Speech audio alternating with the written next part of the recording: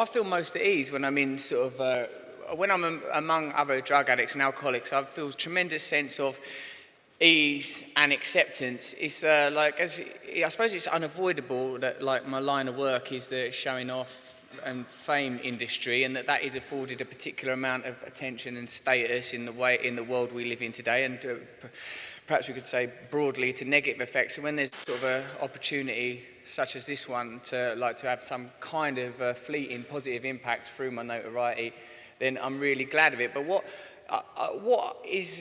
I find fascinating is that the only community that I've ever really felt actually part of, not outside of, is the community of drug addicts and alcoholics. When I was at school, I didn't feel like I fitted in anywhere. I'm an only child of a single mother, and I didn't feel like I fitted in my family. There was only one other fucking person. It's hard to develop an identity as an outsider under those conditions. Is there suddenly a thumping bass line to proceedings? Or am I losing it?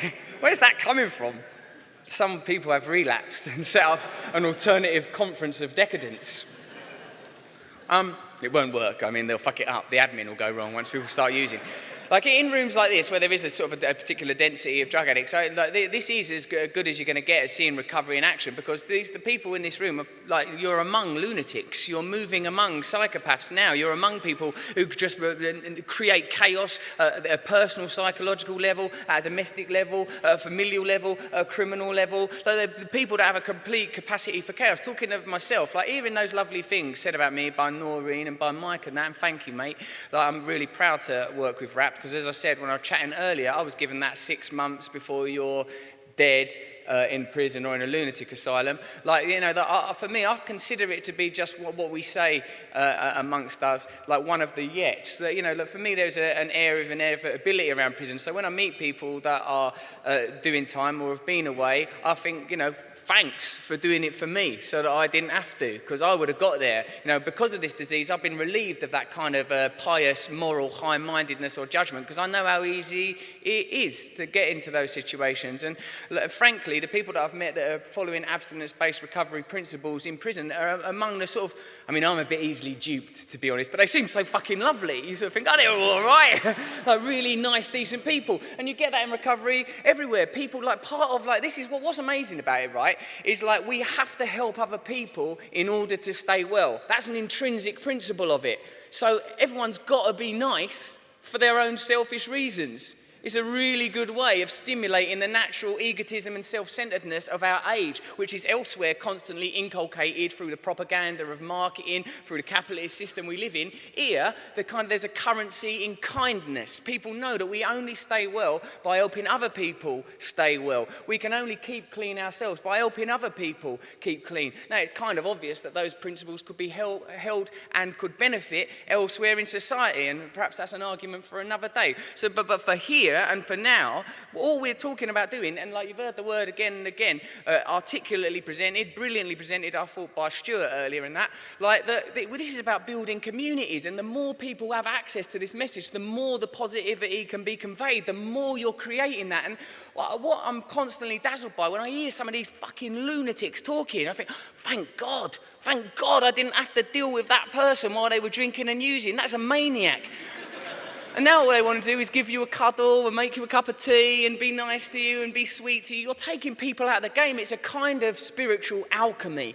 Because I know that the reason, look, I don't know about you. A lot of drugs can be a right laugh for a while. But for me, my personal experience of taking drugs was not, I weren't a recreational drug user, not from the get-go. For me, it was medicinal from the first ever time I took drugs. I was unhappy, I was miserable, I felt lost, I felt alone. And if anyone could offer me anything that would deal with that feeling, I'll have it. But when I was a little kid, chocolate biscuits. When I was an adolescent, pornography. When someone come along with drugs, I'll take it, I'll do it. You know, the only thing, in fact, that I was circumspect, doubtful and questioning about was abstinence-based recovery. The one thing that's actually fucking worked.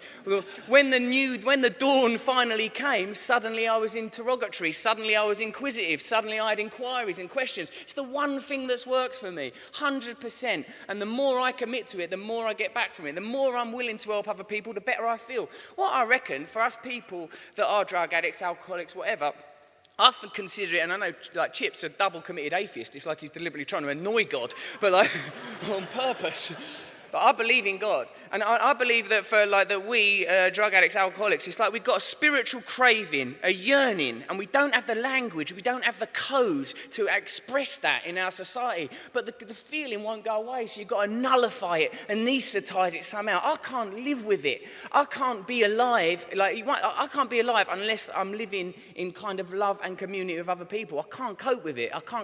My only other option is to take drugs. That's my only other option, because the feelings behind my drug use and my alcoholism, they ain't gone nowhere. I, one day at a time, address those through the principles of the program of mutual, what is it? We say mutual support systems. Mutual support aid, or what the fuck it is, because we've got to be careful. Through talking to other addicts and other alcoholics. Now, it's like they say a lot, don't they? Like anyone can get clean, and that is actually really hard, because the first time someone mentioned to me, don't try to get to bed tonight without drinking or using, I was like, what? What do you mean it's 7 o'clock? There's too much day left for that amount of consciousness and awakeness. And me now, I don't take drugs. I've not had drugs or alcohol for fucking 8. I mean, I've had some significant amount of coffee, as you can see. Dangerous levels of caffeine, some of which I did take intravenously. The rest through an enema.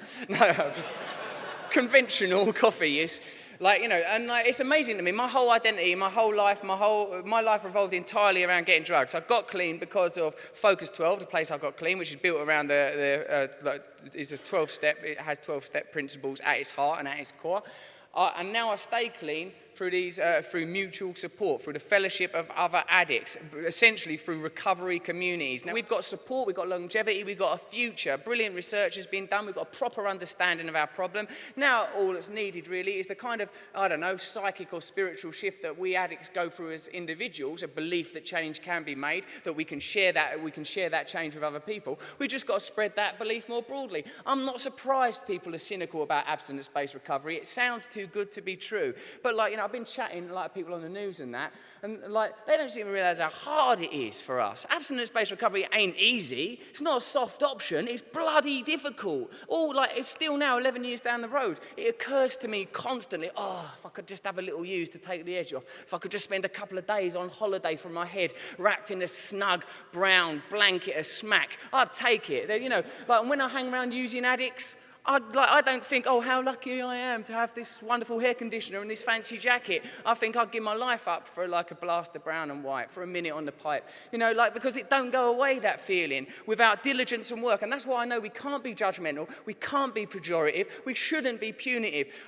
Today is a day about abstinence-based recovery and building abstinence-based recovery communities, and I shouldn't have opinions on outside issues. But my personal opinion on having drugs illegal at this point in history, it's medieval mentality practiced by medieval politicians to punish an entire class of people and to victimize and vilify them. I'm not saying this disease don't affect people all over. Of course it does. We're all subject to it. But you know who suffers from it most. It's been explained over the course of the day. And that's why that policy's in place. It's ridiculous. It's medieval, and it needs to change for us to advance as a planet, to evolve. That's, I think, for me, an important partner of abstinence-based recovery, accepting that the option ain't, are people going to take drugs or not? Of course people are going to fucking take drugs. They take drugs. We're witnessing it. And drug addicts, by the way, don't give a shit if drugs are illegal. It ain't slowing the process down. No one's ever going, oh no!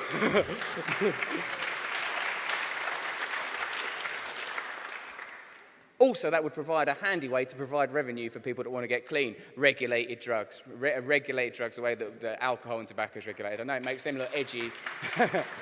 But that's what I believe. So the personal transformation that I've undergone from being a hopeless, hapless, ridiculous drug addict with no future, no chance, no hope, to being an equal, valid member of this community is perhaps something that we can spread. And from some of the information we've got from some of our excellent speakers today, it seems like that's a possibility. That's why the aims of Give It Up, the aims of the Recovery Group UK, although they may seem bold, they're highly plausible. By piloting these schemes, we now have the opportunity to see how well these ideas can work away from the hub of the mutual support groups. We can see now it out in the communities. We can see the impact it'll have. It's world positive in Burton. I just had one of their Bakewell tarts. It was delicious. Like, you know, that's their cafe that they've set up in Burton. There's a place in Shoreditch, Paper Cup, it's like a coffee company run by junkies. We're going to need more of these not-for-profit organisations as capitalism fucking collapses anyway.